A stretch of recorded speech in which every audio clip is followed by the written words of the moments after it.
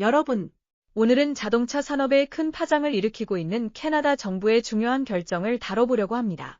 바로 캐나다의 전기차 의무화 정책 연기에 대한 이야기입니다. 마크 카니 총리가 최근 자동차 제조업체와 수입업체의 전기차 판매 목표를 점진적으로 시행하려던 계획을 잠시 멈추겠다고 발표했습니다. 이 결정은 토론토에서 이틀간 진행된 강도 높은 내각회의 이후에 나온 것입니다. 그렇다면 전기차 의무화 정책이란 무엇일까요? 이 정책은 캐나다가 탄소 배출을 줄이기 위해 더 많은 전기차 판매를 자동차 제조업체에 요구하는 광범위한 전략의 일환입니다. 하지만 이제 이 계획이 일시적으로 중단된 상황인데요. 왜일까요? 자세히 알아봅시다. 연기의 주요 이유 중 하나는 자동차 제조업체와 업계 리더들의 증가하는 압박입니다. 이들 중 다수는 현재 공급망 문제와 비용 상승으로 인해 이러한 목표를 달성하는 것이 현실적으로 어렵다고 우려를 표명했습니다. 일부는 이 정책을 완전히 폐지해야 한다고 주장하기도 했습니다. 자동차 산업만이 이 문제에 대해 의견을 내는 것은 아닙니다.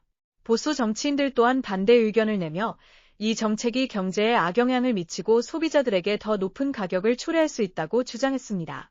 이들은 이번 중단을 올바른 방향으로 가는 한 걸음으로 보고 있습니다. 하지만 여기에는 또 다른 요인이 있습니다. 바로 관세 문제입니다. 무역 갈등과 수입 차량에 대한 관세의 영향이 상황을 더욱 복잡하게 만들고 있습니다. 정부는 추가적인 경제적 부담을 피하기 위해 신중하게 접근하는 것으로 보입니다. 그러나 카니 총리는 이 정책을 완전히 포기한 것은 아니라고 강조했습니다.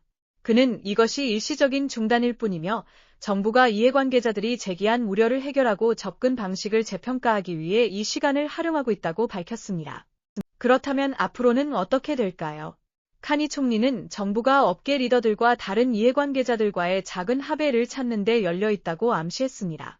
이는 정책을 조정하거나 환경 목표와 경제적 현실을 균형 있게 맞추기 위해 보다 점진적인 시행을 의미할 수 있습니다.